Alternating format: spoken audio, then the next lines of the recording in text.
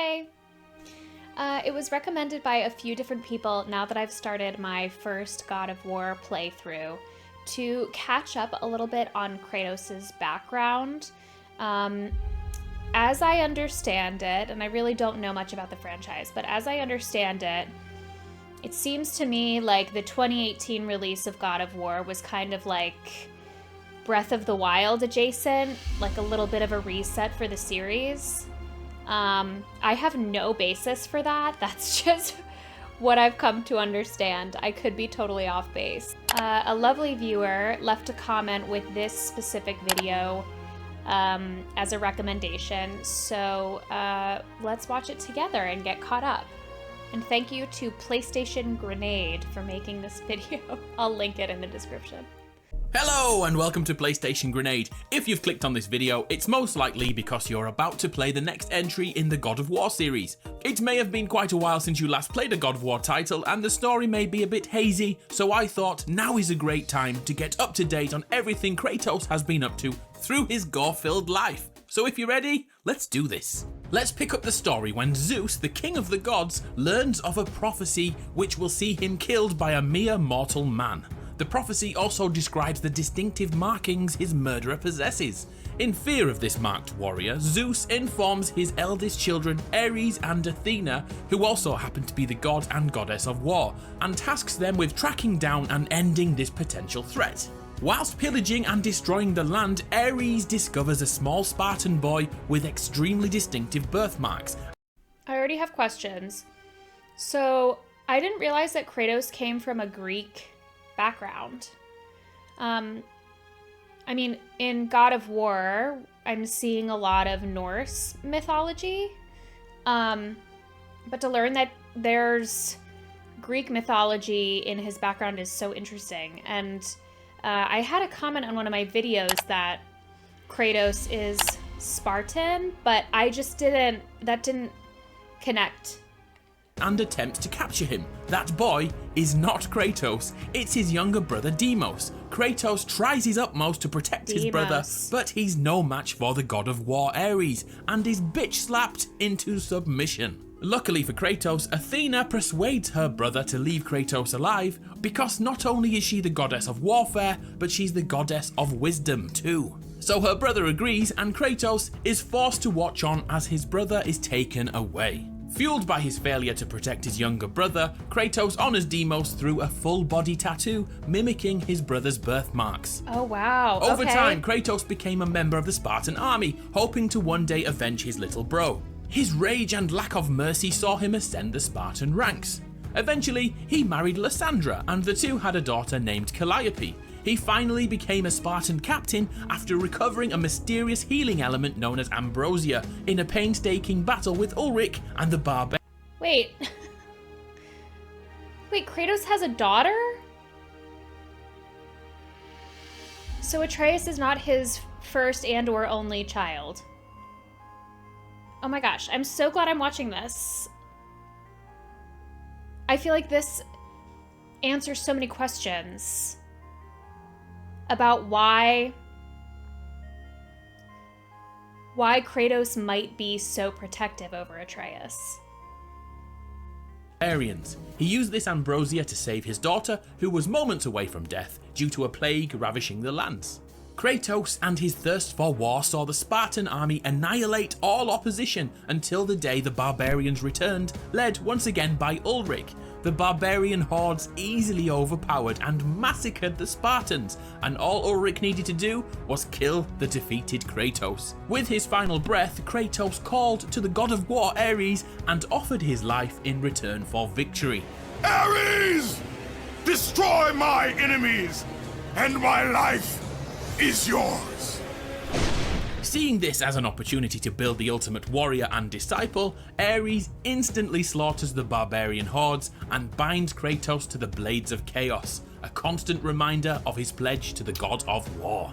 Kratos continued to murder and pillage in the name of Ares and slowly lost his humanity. Only his love for his wife and daughter prevented Kratos from becoming the ultimate weapon of war Ares desired. So knowing this, Ares sent Kratos to destroy a temple created to honor Athena. The village oracle attempts to stop him, but consumed by rage and ambition, Kratos massacres all inhabitants. But the final 2 victims will haunt him for the rest of his life. Ares had sent Kratos' wife and child to that temple in the hopes he would murder the only things keeping his humanity alive, and thus becoming the ultimate weapon. Kratos, now devastated, finally realized he could no longer serve Ares and vows revenge for the murder of his family. Oh my god, did he accidentally murder his wife and daughter? Am I off base? It sounds like they were in the temple, right? And he went in, attacked everyone, and later came to realize that he had killed his wife and daughter. Holy shit. Oracle curses Kratos to wear the ashes of his murdered wife and daughter for the rest of his life, leading to his unwanted nickname, the Ghost of Sparta. Upon breaking his vow to Ares, Kratos is captured and tormented by the Furies. The Furies were effectively oath keepers who punished anyone who broke a vow or promise. The 3 Furies kept Kratos in a dreamlike state, almost wiping his memories completely. Luckily for Kratos, Orcos, who physically holds broken promises on his body in these disgusting parasite-like tumours, saw the injustice of his pledge to Ares and assists him. The Ghost of Sparta learns the only way to be freed is to kill the 3 Furies, which he does with surprising ease.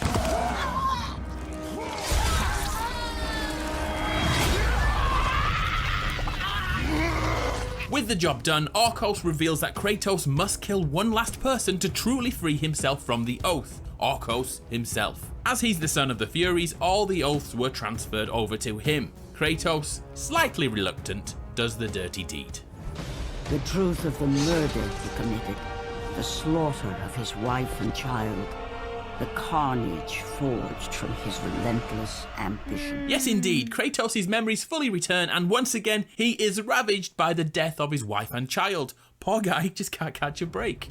Now fueled by a desire to remove his nightmares, Kratos meets Persephone, the queen of the underworld, who offers the Ghost of Sparta a better alternative, seeing his daughter again. But that comes with a caveat: he must give up all his godlike powers, which Kratos agrees to. Of course. Kratos reunites with his daughter, but the happiness is short-lived. Persephone reveals she has unleashed Atlas, a hulking great titan who will destroy the pillar that cradles the earth, killing all mankind and the gods of Olympus.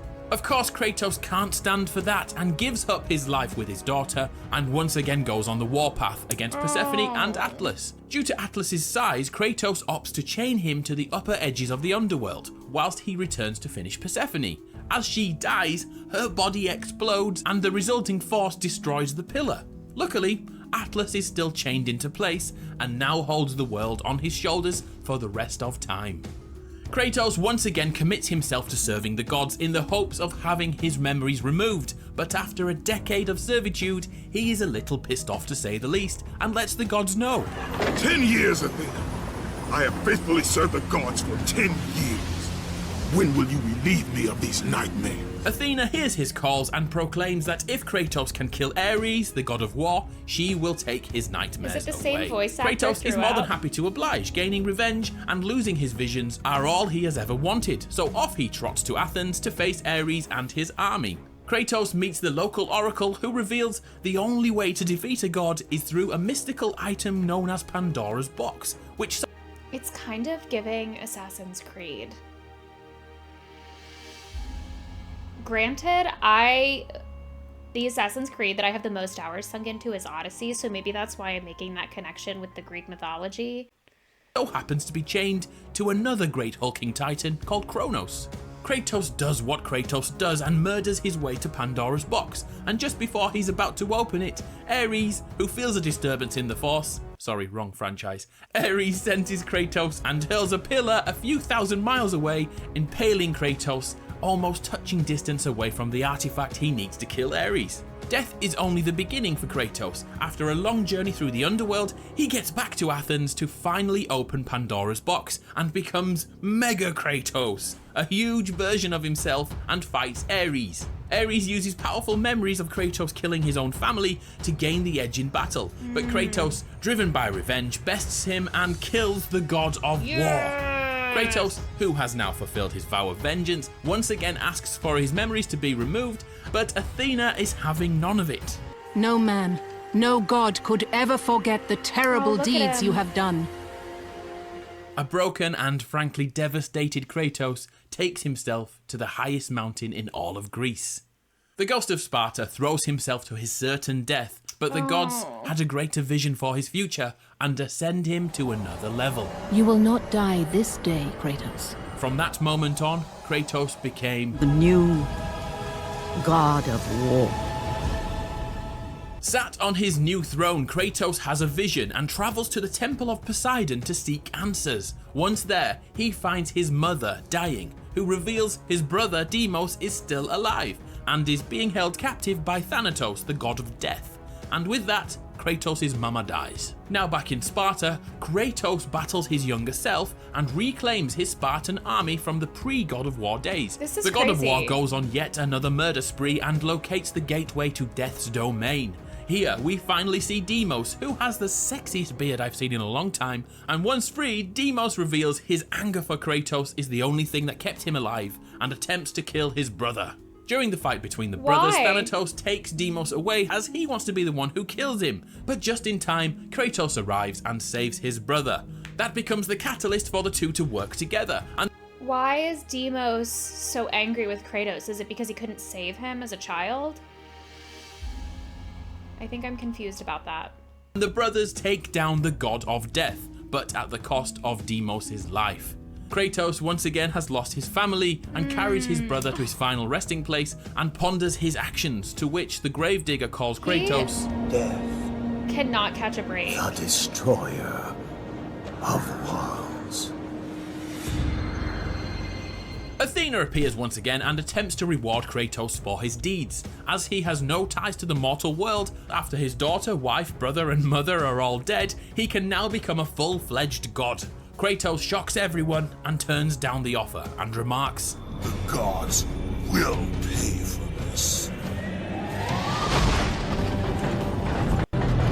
With his Spartan army at his back, Kratos wages war on pretty much anyone he can to spread the glory of Sparta. The gods watching on are becoming nervous of his actions, and Athena begs Kratos to Okay, I think even, sorry, I keep bringing up Assassin's Creed Odyssey, but I think even the way that the character design really reminds me of like the Isu and Juno and the way they're portrayed in that game. stop before he faces the wrath of the gods. Kratos turns his back on Athena both physically and metaphorically and joins his army in Rhodes, but suddenly a portion of his powers are stolen by this mythical bird and given to the Colossus of Rhodes. The two behemoths battle on, and out of nowhere the king of the gods, Zeus, throws down the blades of Olympus, the most powerful weapon in existence.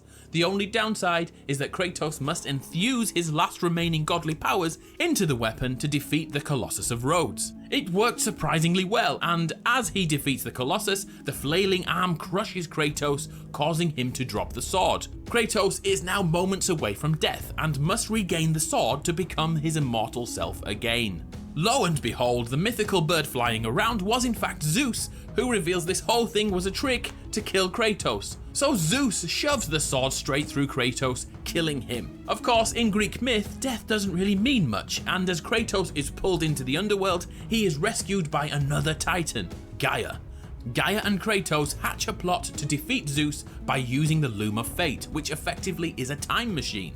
He ventures to the island of creation and defeats countless foes and finally locates the loom and attempts to change his fate. So much Arriving is back in time happening. at the moment he was killed by Zeus, Kratos takes the blade of Olympus and the two fight to the death.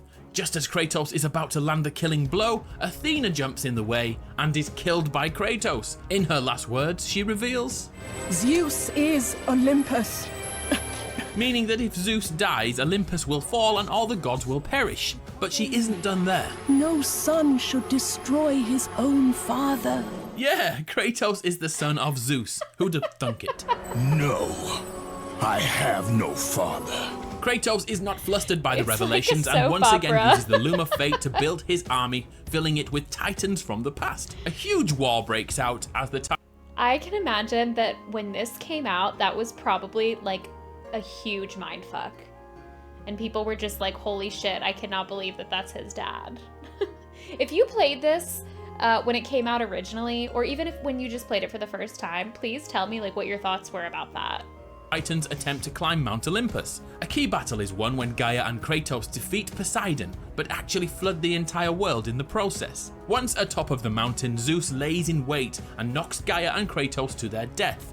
Gaia manages to hold on, but refuses to help Kratos, revealing herself to be just as untrustworthy as those pesky gods. Now dead, again, Kratos is in the underworld for the 5th time, but this time he defeats Hades, the god of the underworld. Whilst here, Kratos learns how to defeat Zeus, and it's once again by using Pandora's box. But this time though, it's locked behind the flames of Olympus, which can only be extinguished by its namesake, Pandora. Once Pandora is located, Kratos' humanity finally kicks in again, and he sees her like a daughter he lost. When the moment arrives for Pandora to sacrifice herself to extinguish the flames of Olympus, Kratos won't allow it. Eventually she does break free, but another god stands in her way, Zeus. Father and son Zeus and Kratos fight, which is punctuated with Pandora attempting to complete her task in life. Her last-ditch attempt is foiled by Kratos, who refuses to lose another daughter. But one final insult from his dad, Don't fail her like you failed your family, puts things into motion which can never be undone. After waking, Kratos opens Pandora's box to reveal, well, nothing. It's empty. This anticlimax is taken to the next level as Kratos and Zeus stand over the now ruined, flooded and destroyed world they have created. Face me, father. It is God, time music. to end this. Yes, my son. It is time. Remember Gaia? Well, she managed to hold on and finally reaches the summit again and attempts to kill both Zeus and Kratos. During the scuffle, both gods fall into Gaia's chest and fight next to her heart. In the final moments, Kratos kills both his father and Gaia by impaling their hearts simultaneously. Kratos has now is so defeated all the epic. gods and all the titans. The Greek pantheon is no more. But wait, Zeus somehow transcended his body and his spirit form attempts to kill Kratos once again, using a mixture of fear, violence, and those memories Kratos hates so much. But after 10 years of this living nightmare, Kratos is able to knock Zeus' spirit back into his body and then beats him to death in a lovely touching father-son moment. Athena arrives in her new ascended form and gives us one last revelation. Pandora's box did actually contain something. It contained evils such as fear, which enveloped the gods, but there was also an even more powerful weapon inside that box. And that was hope, which sounds ridiculous, but helped Kratos achieve his ambitions to defeat the gods of Olympus. Athena asks for hope to be returned to her so she could give it to mankind, but Kratos, looking at the devastation around him, refuses her offer and does this instead.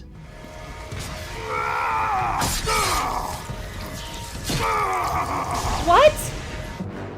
An angered Athena removes the sword and leaves Kratos to die his final death.